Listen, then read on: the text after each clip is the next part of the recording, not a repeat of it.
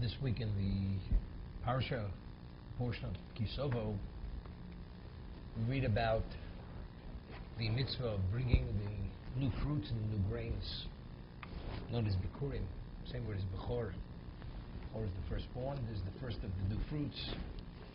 The farmer, the orchard keeper, the vineyard keeper, when he sees the first of the fruits ripening, he immediately tags them and he designates them that these will be the Bikurim to be brought to the Temple Mount to express one's thankfulness and gratitude to Hashem for giving us the land.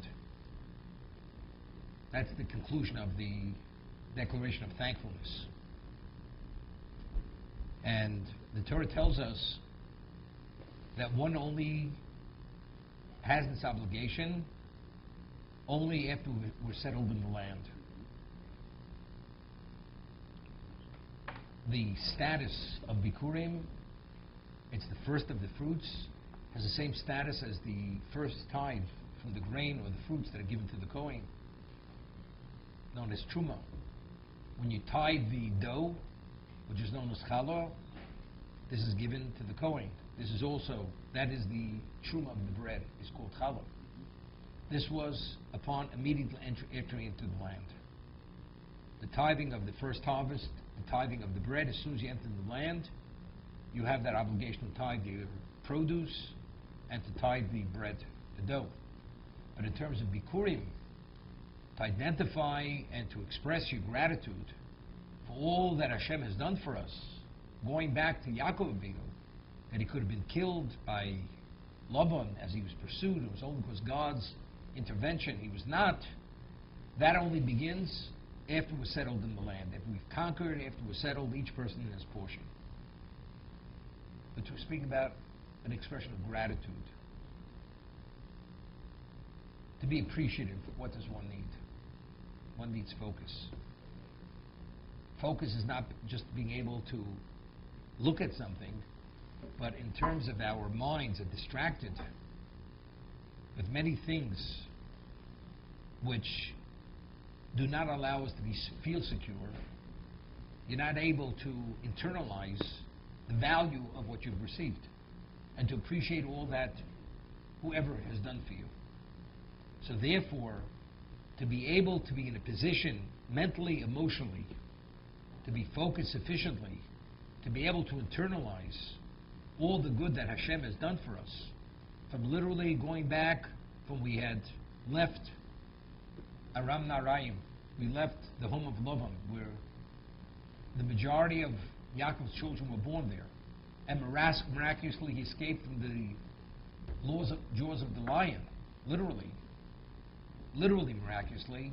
We recount all those events from that moment, going to Egypt, leaving Egypt, whatever Hashem has done for us, the miracles, and we've arrived finally to the land which Hashem has promised us.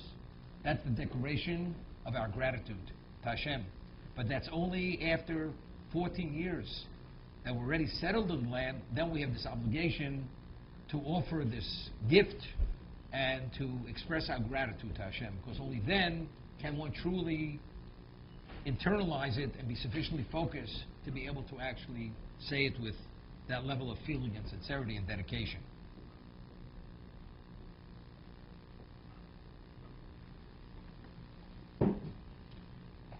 The Parsha begins V'hoyo. So over here, the Or HaChaim HaKadosh explains V'hoyo is an expression of Simcha. Vayehi, the Gemara tells us in Megillah, is always an indication, it alludes to time of strife, suffering. V'hoyo is always an expression of joy. V'hoyo kisovo loretz.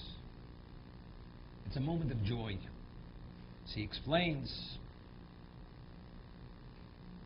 V'hoyo loshen simcha lohoir, to reveal to us, to arouse us in the smoch el b'shivas haaretz. What is the true joy when we settle in the land? It's not any land. Jews need a land. Go to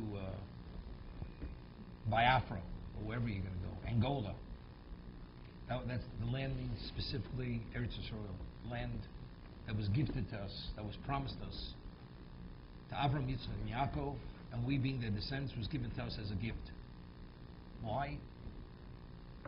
The land of Eretz Yisrael is called Eretz HaKadosha. It's the holy land. What makes it holy? Anything that God has an intimate relationship with, association with, is the basis for Kedusha, holiness. There's no other location in the world that's holy other than Eretz Yisrael. That means God has this very personal relationship with Eretz Yisrael, the Temple Mount, Osli Migdash V'Shachantim B'Tochim, the ultimate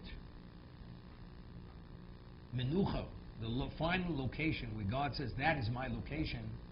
That's Yerushalayim. That's the Temple Mount. That is the location.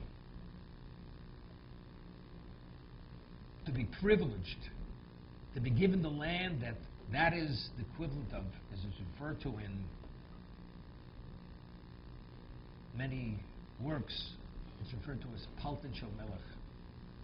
You're entering into the palace of the king. That's what Israel, Eretz Yisrael is. Cited in Sforim, that if a person sins in Chutz La'aretz, outside of Israel, the sin is not as severe, although it's the same sin. You sin in Eretz Yisrael, it's much more severe. Why? Because if a person sins elsewhere, it's like in the hinterlands. You're not within the proximity of the king, although the whole world is God. But in terms of the way we relate to things, where you're entering into his domain is Eretz Yisrael. You've already entered into the courtyard. Now, as you get closer to Yerushalayim, that's the inner sanctums. The ultimate inner sanctum is the Holy of Holies, which the Kohen Gadol, which the high priest, enters on Yom Kippur. But that's what it is. So if a person has the privilege that he's invited as a Ben Melech, as a prince, to enter into the palace, this causes one of the greatest level of joy. I mean, otherwise, you have a king in exile, you have a prince in exile. God says, no, this is your location. You're welcome to come to my palace. And you have to acknowledge the value and that joy, the privilege that you feel privileged to be a Jew and to be able to do this. I always say there's certain innate characteristics in people which indicate whether they're quality or they're not quality. A quality person, immediately, if he's the recipient, he's appreciative. Appreciation is a marker of a quality person. Appreciative.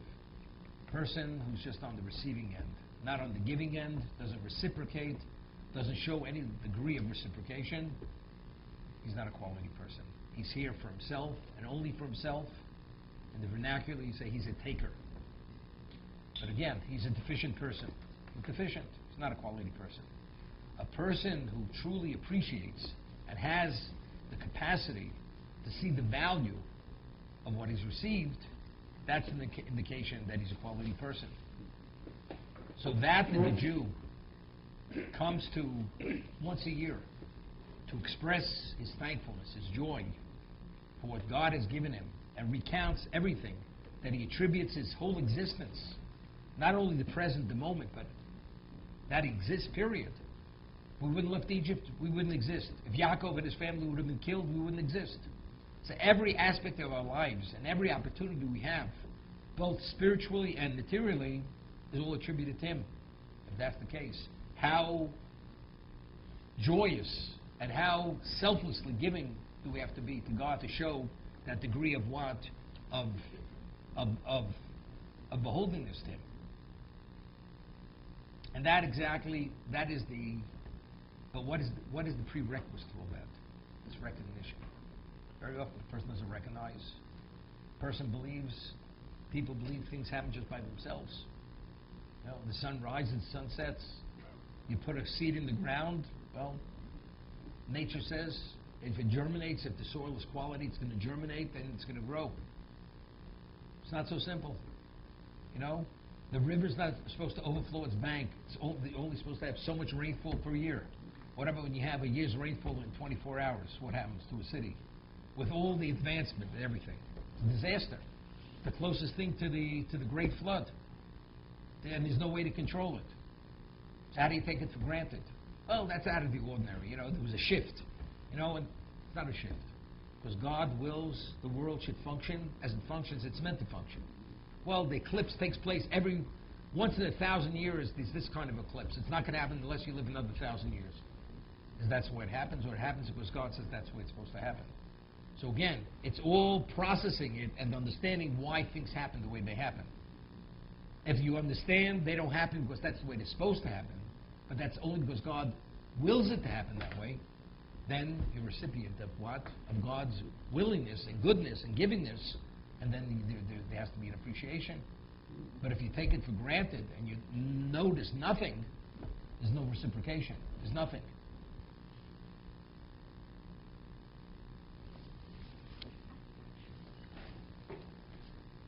There are two aspects to Bikurim. There's the bringing of the Bikurim, and there's the declaration of the Bikurim. You bring the new fruit, the first of the fruit, which usually is the most endeared to the farmer. Even that I give away. And then you have the declaration. But the declaration, based on the pasuk, on the verse, is only from Shavuos through Sukkot. Till Sukkot. Why? Because this is the harvest season. The person who's bringing in the bounty, and he sees the prophets, and he sees the bracha, he's in a joyous mindset. So when you're in a joyous mindset, it's easier, and you feel the bounty, you feel the gift. It's easy. It's easier to express one's gratitude. The person is down and out. You can be the greatest believer in the world. You know, you have to be Nochum Ish Gamzu. Koseshu Seso, David Melch, and even in the most difficult times, he's singing the praises of God. It's not so simple. The obligation of Bikurim is in every Jew. Said the setting has to be conducive to be able to express that gratitude and thankfulness.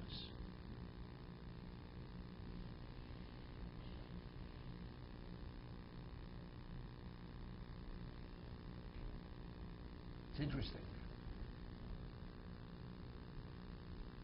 The more entitled a person feels, the less he feels he has to be beholden to express gratitude. But if a person's truly humble, and the more humble you are, the less entitled you feel, so whatever's given to you, you see as something significant, and even more than something very major in your life. And therefore, it's like you're overwhelmed with the kindness and the blessing that Hashem gives you, and therefore, it's impossible not to express your gratitude. Once mentioned the name of the Chofetz Chaim, Shlomo says, Ki lekach tov nasat lechem torosi al tazovu. Hashem says, God says, I've given you my best commodity, lekach tov, and therefore don't abandon my Torah. What is that? Lekach tov, that commodity, that acquisition, Torah. Don't abandon it. So, Chofetz Chaim explains, King Solomon's the wisest man ever lived. He had everything in the world. And he says, God says, this is the ultimate commodity. Don't abandon it.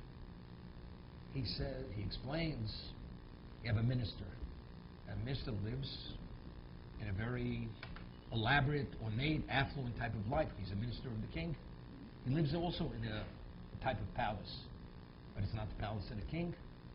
And his vessels and his personal effects are not worth a king's ransom. But versus a commoner, it's something exceptional. So what the commoner values as special, the minister doesn't value as special. Because the minister is another echelon of society. And what's available to him is not available to the commoner. What about what's available to the minister? Does the prince, the son of the king, does he value what's so special to the minister?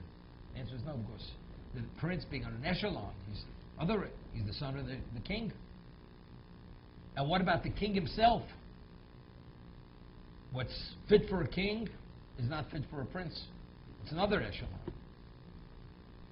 And what about the greatest mortal king? What he values? What about the various echelons of angels? The lowest echelon of angel. What is the greatest king's ransom to that angel? It's worthless. It's nothing. Finite, material, earthy, limited.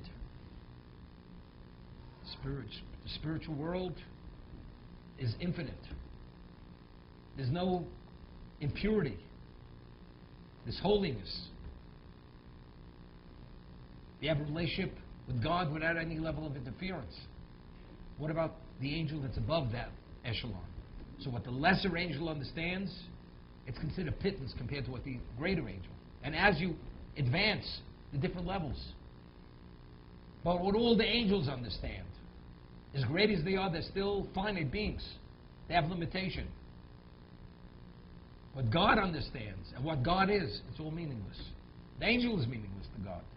Everything's meaningless to God. But God says to Klal Yisrael, to the Jewish people, Lekach tov nosati lechem. These are God's words. I'm giving you the best commodity. So what? Nobody values God, says this is the ultimate. So if God says it's the ultimate, so how are we supposed to value it and relate to it? The Torah, it's the ultimate. God is quantifying it as the ultimate. Therefore, he tells you don't abandon it. So, to appreciate that, but how do you appreciate it? Well, I think I'm deserving. I'm entitled. I'm entitled to take off 3 weeks, to take a break. If you're entitled, then you don't understand what God's talking about. Because if you understand that every aspect of your being only functions as it does because God willed it to be as that, and everything's a gift in life. Everything's predestined except your free will, your choice. So what are you entitled to? It's your own fantasy, your own delusion that you believe you're entitled. So if you are truly humble and you understand that you're entitled to nothing, and God says this is the ultimate gift, once you don't have that interference, then you gravitate towards it. You're attracted to it. Because God said. So to be appreciation. Now it's interesting.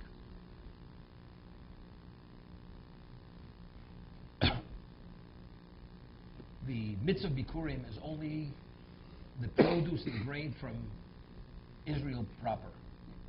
What about Transjordan side? Ever Yarden. Ever Yarden, there's no, according to one opinion, there's no Bikurim. Why? Because it says in the Pasuk, Ki shavo el oretz asher Hashem elokecha nosi l'chon nachlo, which God is giving to you as a portion. Ever Yarden was lokhu mi'atzmon. They took it themselves, right? Reuven, Gad, half of the tribe of Menashe, they came to Moshe. We have herds, we have flocks, we need grazing land. They took it themselves. Moshe says, I've got to consult with God. So God said, if they're willing to go with their brothers and fight, conquer the land, they're welcome. So ultimately, why is the land theirs? The land is theirs because God okayed it. God allowed them to take it. So what is the Chazal? What does the Medrash say? The land that Hashem has given to you as a nachlo, to exclude what they took themselves. They didn't take it themselves. If God wouldn't have agreed, they would have gone into, and Transjordan side would have been ordinary land. Would have had no relevance to Eretz Yisrael. So again, it's only because God allowed it to be. So it would have been Lokhum Yatzma. So how do we understand it? We're talking about an expression of appreciation. What did you do to have the right that the land should be yours? Nothing. God gifted it. It's a gift. You're coming to the land, Hashem He's giving to you. He's gifting it to you. He never wanted to gift the Transjordan side. It was Lokhum Yatzman. But you say to the person, so therefore here there's no question. You have to express your gratitude. This is purely, another person would say, Transjordan side. If it wouldn't have been for my initiative, would God agree? So I also have a degree of input. Like a person says, Gemara tells us, one's yearly stipend is designated allocation for Rosh Hashanah to Rosh Hashanah. Not a cent more, not a cent less. And if it's more, that means you're withdrawing from your principle in the world to come. That's what you're doing. Person goes and he does a deal, and he succeeds. His ego's inflated. Do you see my negotiating ability? My charisma, my intellect, my presence. Due to, I was mentored in Princeton by the person who won the Nobel Prize in economics. That's the reason why I was able to close the deal, because when I walked in, they thought this is Bill Gates number 6, and therefore I was able to close the deal. What about Bill Gates couldn't close the deal, but you could close the deal? Why? Because the answer is for God.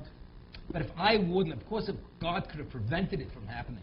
But you mean to say I have no part of closing the deal? It's me. It's my personality. It's my initiative. If I'd have stayed home, like some other people, waste their lives away, could have I succeeded to this degree? So right away, there's always a takeaway. There's something. I have something to do with this. Eretz Yisrael, you have nothing to do with. Without a question, it's a gift. You took no initiative. You were sent there. You were told to go there, and just take it over. We didn't learn. The Meraglim, we wanted for 40 years because they didn't understand that it's a gift of God, as we said. They thought they'd have to defeat the giants. God says, I'm delivering it to tenant free. It's not up to you. It's a gift from A to Z, from beginning to end. How could you not be beholden? And Yaakov would have been killed by Lavan. God came to him in a dream and says, don't touch him. Don't do anything. Egypt. It would have been impossible to leave Egypt. If not for the 10 plagues, splitting of the sea, whatever happened. This would have happened by itself. So it's all Hashem. There's no way in any way to interpret it or to process it differently. So now, you're able to be appreciative. But you find people still not appreciative. But then, if that's the person, you're faulting the person. That's the person. Evi Ayading, the Transjordan side, God is not going to demand that you have to be that beholden, that the fruits from there, because it's something which it's more difficult. But this is an easy one. Just to keep focus, once a year, you bring the new fruits, make the declaration, and understand where it all comes from. That's it. Nothing more than that. It's interesting. There's a famous argument between Rambam and Ramban if the obligation to pray is a Torah obligation, Doraisa, or only Drabanan. Eza avodi shebelev, ulovdo b'chol levavchem. You should serve God with all your heart. And the Gemara says, Eza avodi shebelev is tefillah. What's the service of the heart? Tefillah, prayer, praying to God. So Rambam writes, it's a Torah interpretation. It's not what we call an asmachta. It's not a rabbinical reliance. But the Torah is saying you must serve God with your heart. Prayer once in every 24-hour period is a doraisa, it's a Torah obligation. The Ramban, Nachmanides writes, no, it's drabanan. It's not asmachta. On a Torah level, one doesn't have to pray. There's certain times you have to pray, but on an ongoing basis, unless there's an exceptional reason, like we're under attack, or it's a time of sorrow or pain or danger, you have an obligation to pray. No obligation. But the Chiyuv Doraisa, the Torah obligation, is once a day, not 3 times a day. So that we pray 3 times a day, that's rabbinical. Rabbinical. Evening, morning, afternoon. Right? Shachris, Mincha, Ma'ariv. You wake up in the morning, you have to pray. Midday comes, again. Before you put your head on the pillow, again. Arvis. Why is once a day enough? Why is once a day enough? Pray once. The Torah obligation is once a day, but Chazal legislated 3 times a day. Ramban says there is no obligation Torah level. It's all rabbinical. So good. So Chazal said the rabbis legislate 3 times a day you must pray. Why? Why must we pray? It's interesting, the Or Chaim HaKadosh writes, a famous question, we said, Nasa v'nishma. We accepted Torah unequivocally. So why did God have to put a mountain over our heads? We already said we accept. So he explains, the Or Chaim HaKadosh, that what he wanted them to accept are rabbinic enactments and fences that the rabbis will legislate in the future. And that they said, look, but it's endless. Where every turn you turn, they're going to shackle us with some kind of rabbinic restriction, with all kinds of fences. We'll be fenced in. God says, you must accept, because without the fence, you cannot survive. The Torah law cannot survive unless you have all the precautions, all the safety measures to protect the Torah itself. That was the cut from our Kagis, therefore God put the mountain over our heads.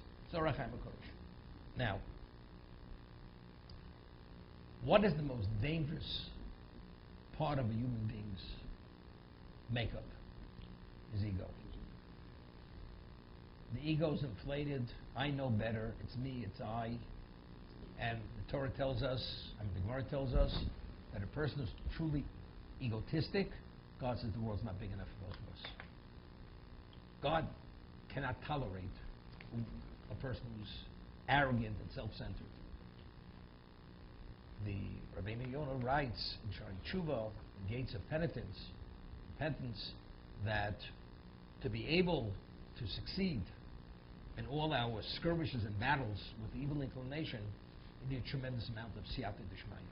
You need divine assistance. What if God says, I can't tolerate you because you're arrogant. You're arrogant, self-centered, pompous, egotistic. God says, I want nothing to do with you. So if that means God is actually abandoning that person. So if you're abandoned and you're with the enemy without any weaponry, what do? You have problems. So therefore, so how do we temper the ego? How do we somehow keep it in check? To see things as you should see it, not be carried away with who we are. Very often a person has endless failings. As much as he takes initiative, he fails. We speak about hishtadlus. Person has to, I mentioned many times, named it Mesillas Yesharim, Ramchal, that if one's yearly allocation is preset, sit home, the check's coming in the mail. Just open the window, and the bounty comes through the window. What do we have to take initiative? So he explains, because when Adam had eaten of the Eitz Hadas, the curse to mankind was, every human being eats bread by the sweat of his brow. Taking initiative is a fulfillment of that aspect of the curse to man. So without initiative, when you meet the standard of the allocation is not released. You have a vault with the amount of money that you're supposed to have for the year. You want your money, open the vault. You have to open it. It may take an effort. The safe ways, the door alone's a half a ton. You may have to enlist 100 other people to open it. But it's there for you, but you have to open the vault door. Same thing. God says you have to open it. You have to take initiative. Without initiative, it doesn't go. When a person takes initiative, and still doesn't happen. A number of reasons. Maybe it wasn't meant to be. But how do a person really feels that he has some self-value? What does he mean to do? He takes it as a reflection on himself. Something's wrong. Everybody's succeeding. Why aren't they succeeding? What does he do? He goes into a depression. How many times could I experience failure? How many times could they say no to me? How many times a day do I want the door slammed in my face? Do you think it's being slammed in your face? God is slamming the door in your face. That's who's slamming the door in your face. This person, it's like the Chinuch writes, there's a Torah provision, lo sikom, lo sitor. You're not permitted, the Jew is not permitted to take revenge or harbor ill feeling against his fellow. So he explains why. Why is a person victimized? Of course, the victimizer, he's culpable because he chose to victimize the person. But why does God allow the person to be victimized? Because the God wants him to be victimized. The person's only the tool through which God wants him to be victimized. He explains it's like a person has a hammer. What smashes whenever the hammer comes in contact with? It's the hammer. It's the person behind. So God is using the victimizer or the event for the person to receive what he's meant to. So to harbor ill feeling against that person, it's not the person. Because if God didn't want you to be harmed or affected negatively, it wouldn't have happened. Or to be turned down, you needed a favor, and the person turned you down. You harbor ill feeling against them. No. It's true, he didn't want, but that's not the reason. Because if God wanted you to receive the loan or to have the favor done, he would have sent you to a person who would have been agreeable to help you. So who's denying you? It's God. So it's not a reflection on yourself. Maybe you should be depressed because of your spiritual status, setting, your relation with God, but it has nothing to do with your deficiency, your inability to close the deal. Or people don't like you. It's not people don't like you. Maybe God doesn't like you. That's the reason why you're being mistreated by people. That's the reason. But again, it's all the perspective. That's what it is. So how do you put something in perspective to understand it's God and it's not you? When you see it or fail. Either way it goes. Speaking to somebody recently, and this person he's in practice, he's an observant Jew, but he has very serious questions about God, about many things. And so I said to him, what do you think? God knows what your needs are. If you believe in God, God knows what you need. So what do you have to pray to God? He knows what you need. If you have needs, he'll give you your needs. What do you have to pray? The answer is because you have to be deserving. You have to acknowledge God that he's the one who wills that you should have. And because of that level of acknowledgement, that's what you deserve to receive. Because the whole purpose of existence is to acknowledge him, and the merit of acknowledging him, that's why you're worthy. God needs nothing. It's purely for the benefit of the person. That the person should be the beneficiary, but you have to be deserving. So by acknowledging that the source of blessing is him, therefore now you're deserving. Give me livelihood. Give me health. Whatever you're asking for. What do you mean? Go to Mayo Clinic. You can afford whatever they have over there. Or go to the NIH to have experimental type of treatment.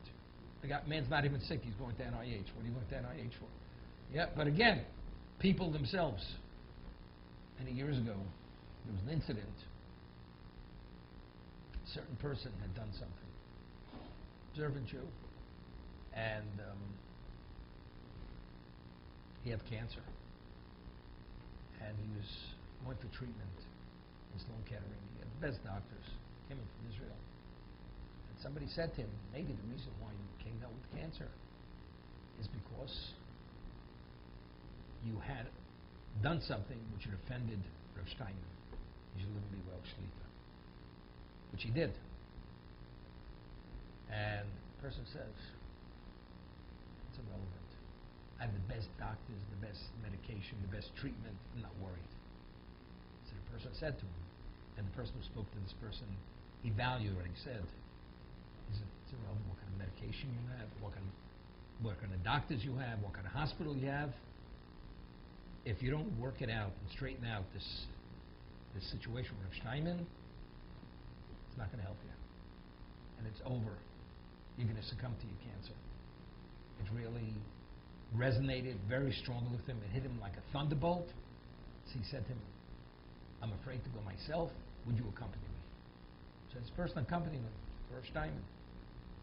And they went, and Rav Steinman said to him, I have no claim against you. But because what you did, it's between you and God. You have to work it out with Hashem. It has nothing to do with me.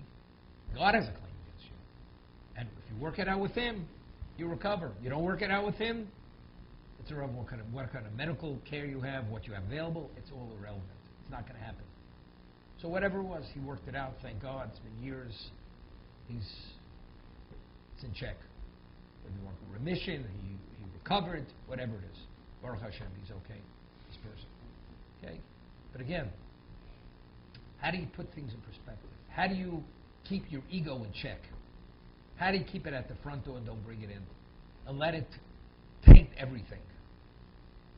You know, you have deodorants or air fresheners. What does it do? So some air fresheners say it just covers up the scent. Others that actually it destroys the cause of the bad scent. We want to destroy, not just cover up. A person will try to act humbly, but he's really arrogant. That means you have to recognize why you're not who you think you are. Now, that's keeping the ego in check. That's called deflating the ego. How do you do that? Well, Bikurim is one way to do it. God says once a year, from the species of the fruits of Israel, from the grains of Israel, at a time when you have your bounty, so you have no excuses. Things aren't great. I'm in a down mood. You're experiencing ecstasy here with all your success. You could attribute it to yourself. You're the best farmer in the world. Take your best fruits, go to the Temple Mount, make your declaration, recount all that God had done for you while you exist as a person and while you have your success, trace it to its source, and then prostrate yourself before God. And then you'll be able to rejoice in all that you have, because then you'll realize it's unrelated to you. It's a gift of God. Because if you negate yourself to such a degree by prostration, which means you know better than the dust on the earth, then you'll rejoice in everything that God gave you. Then you'll realize you're entitled to nothing. So if you're entitled to nothing, all of a sudden you get endless bounty. It's unbelievable. This is something I always say, a tzaddik, he's always singing God's praises, whatever happens in his life. Everything is out of the ordinary. Why? Because he feels no entitlement. Why does God do it? What am I deserving? Why am I so special? It's because of his humility. So he could give easily, he could give all his money away to charity, to support Torah. He has no problem. Did he work for it? God gave it to him on a silver platter. The other person who feels entitlement, he works 20 hours a day in the office. He says, this is my flesh and blood. This is the sweat of my brow. You tell me God gave this to me. I'm entitled. I'm entitled. I have a right to do what I want. Nobody tells me what to do with my earnings, with my success. I'm a self-made man. Okay, self-made man. Okay, so you want to be self-made? Invest your whole life in being a self-made man. That's it. Because God's not going to do it for you. He'll let you crawl and drag yourself through the mud to get to the top of the hill. The other person, he'll have a ski lift to bring him to the top, the tzaddik, straight to the top. To pick up his yearly stipend, takes it right back down. God says, I should bother my tzaddik. Better he should do better things than shovel gravel all day and be in the salt pits, salt mine all day. That's the difference between the tzaddik and the person who's not the tzaddik. You recognize that you're undeserving, then you're deserving. If you believe you are deserving, that's when you're not deserving. Because then you attribute all your successes to yourself. And that's the reality of life. So there's an interesting measure.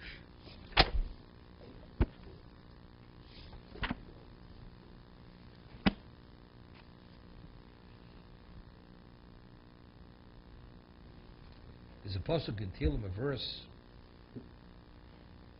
Bo nishtachve v'nichroch. Let's come and bow and kneel. Nivrcho lefnei Hashem Eloseinu. We should bless before God our Maker. So the Midrash addresses what's the kriya. Kriya normally means kneeling.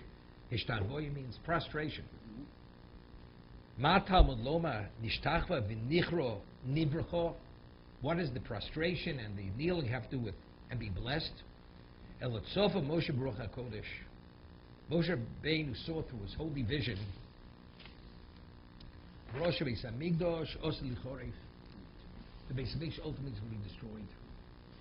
V'abikurim Asid Liposek. Once there's no Beis Hamikdash, one doesn't bring the new fruits, because you bring the new fruits to the Beis Hamikdash, to the Temple Mount, to make your decoration, the basket, you put it to the Mizbeach. Omad v'hiskli shoshu mispali sholosh pam b'chol yom. So he went and he enacted that Jews should pray 3 times a day. Since there's no longer bikurim, you must pray 3 times a day.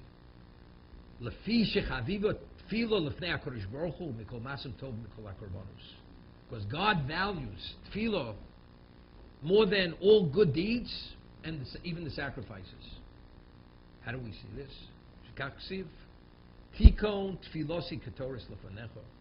My tefillah is perfected like the incense offering before you. Kapai minchas orev, and when I extend my hands, it's like the gift of the evening. Moshe Rabbeinu, api she'osa kol masim tovim.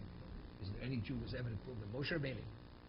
Came shenigza olav shlikonis lords. It was decreed he should not enter the land. What did he say? Hispale bomer. He prayed. Eber nov era. V'omer lo HaKadosh Baruch Hu al tosef daber elei u'b'daber aser. He said, I don't want to hear about it. What do you mean? But he has all this merit behind him. He has all the deeds. He's the one who brought Torah to Klal Yisrael. There's only Jewish people because of him. Yet, he understood the only way he crossed that Jordan is only with tefillah.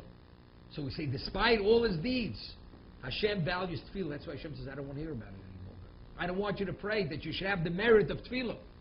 So therefore, as a result of understanding the value of tefillah, so since there's no longer bikurim, he legislated, enacted, a Jew has to pray 3 times a day. Shacharis, Mincha, Ma'ariv. Morning, afternoon, and evening. What relevance one have to do another?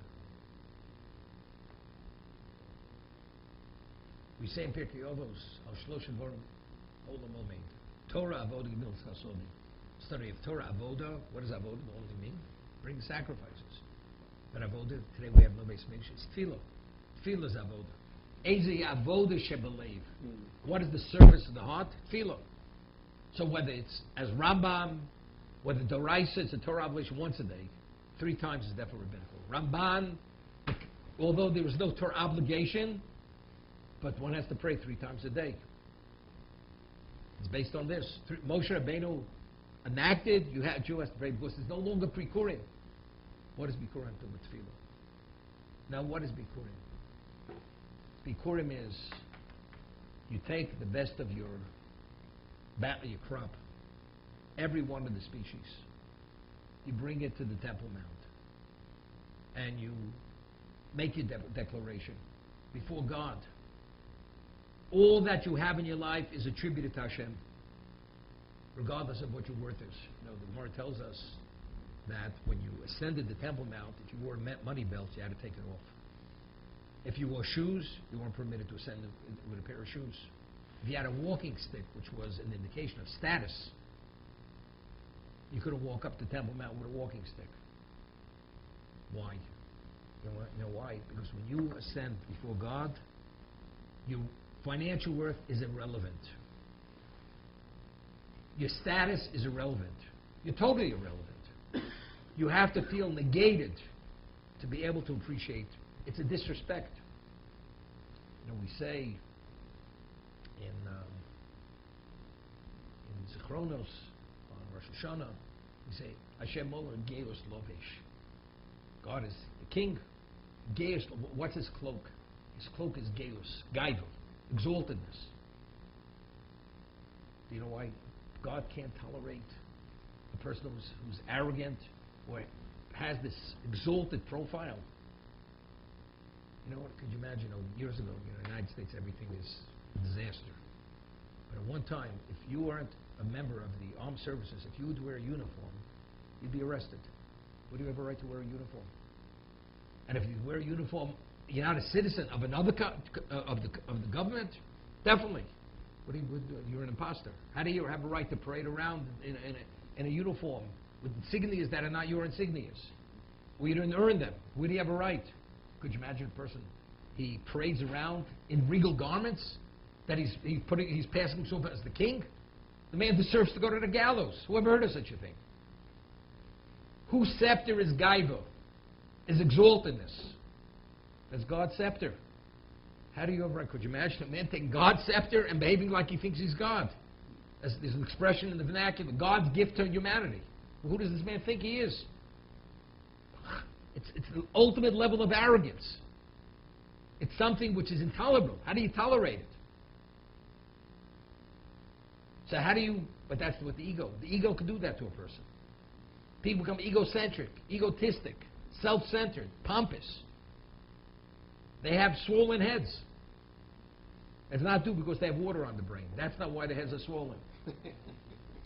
Right? So how do you somehow temper it? You have to put it in perspective. How do you put it in perspective? You wake up firstly in the morning. Right? The Shabbat Shechzar to be. Shechzar to be the Shmosi. You return my soul. What do you mean? I got a good 8 hours sleep. I had a perfect health check from the doctor. I could live another 120 years, no problem. As long as I eat healthy, go to the gym. You want to know something? God doesn't want you to wake up in the morning. You're not waking up. Modani l'fanecha. Yeah, firstly, you have to acknowledge, that the reason why you're alive, because God returned your soul. That's firstly. Nothing happens by itself. And then, you say, blessings. Why could you stand? Why could you sit? Why could you walk? Mechem stay governed. You say various blessings. But what is the Amidah? You know, it's interesting. The Ramchal writes that if you really analyze a person's life, the majority of time that we live, we invest in earning a livelihood. Now, what do we need to earn that amount of money for livelihood? Of course, it's our needs. It's the amenities of life. But why the amenities of life?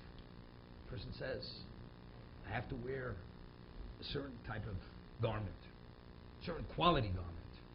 I need a number of such garments. Why? Why? 3,000 years ago, you could have a closet which is 2 by nothing. That was sufficient for your whole wardrobe. Why today do you need 3 closets? Why? Because that's the lifestyle. That's the standard of living. But why? Therefore, who set the standard of living? Well, it's beneath my dignity. Who heard of the word dignity? When you sit in solitary confinement in prison, what kind of wardrobe do you have? They let you take a shower once every 6 months, and then you change your clothing, which is barely a pajama, a colored pajama. They give you another one to wear. So, it's beneath your dignity. What's your dignity? Why are you so dignified?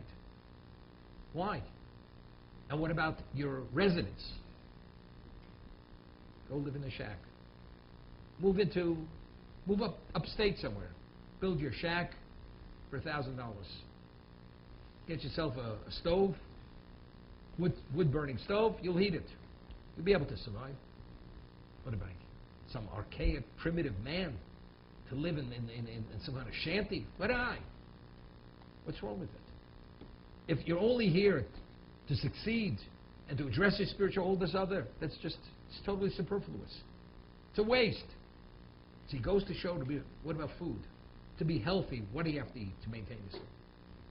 Cutlery, dishes, glasses, furniture, this, that, whatever it is.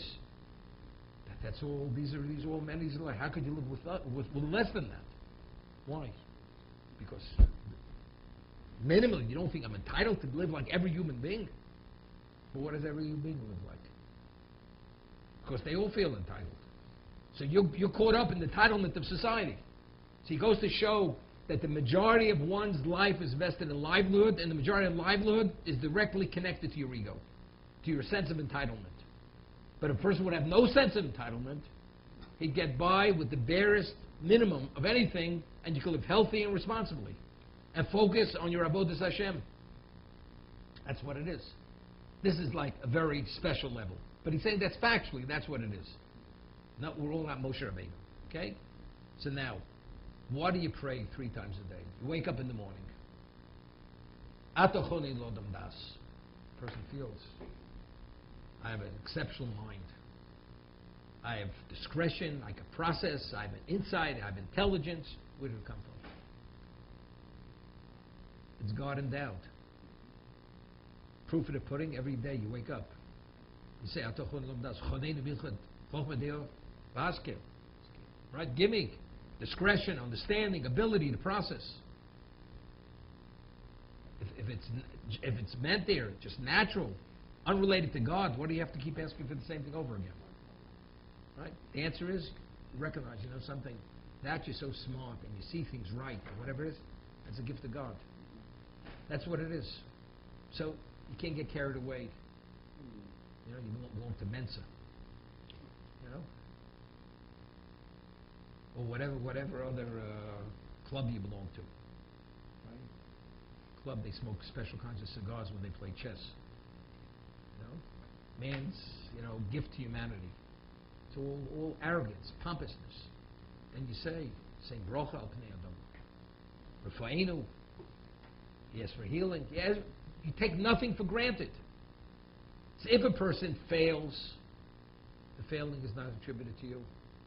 You didn't pray hard enough. Because he asked God. God said no. Because if it would have been yes, it would have been yes.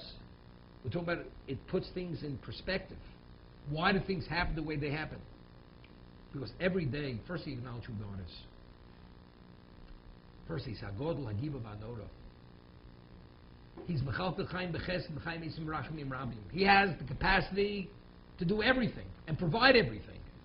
So if he's there, that's the address. Atochonein. Same brocha. You ask him for everything. He's willing to give it. So why isn't he giving it? There must be a reason why he's not giving it. Maybe you didn't pray. Maybe you're not worthy. Maybe you're not deserving. Maybe you have to do tshuva. Maybe it'll distract you, and it's not in your best interest. It's like a person's diabetic, and he's craving for a diet for carbohydrates and foods that will go into a diabetic coma, and you withhold it from the person. Do you fault the person who withholds it, even though the diabetic is having conniptions and throwing a tantrum that you're not giving what he wants? But again, he's a fool. So Hashem very often withholds things from us because that's not your test, that's not your challenge in life. Because if he provides it, it becomes a whole different challenge. He doesn't want you to take that route. Because that route may destroy you. It's too much, it's too overwhelming. Do we know? We have to follow walk the walk, which Hashem has provided the roadmap. That's the roadmap. So let's say a person is phenomenally successful in the morning. It gets to his head, the success. So you know what you do? Hashem, Chazal say, you got to pray again, Mincha.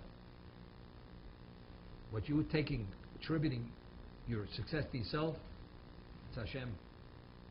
Baruch Atah Hashem, Baruch Hashem, it's God, it's not you.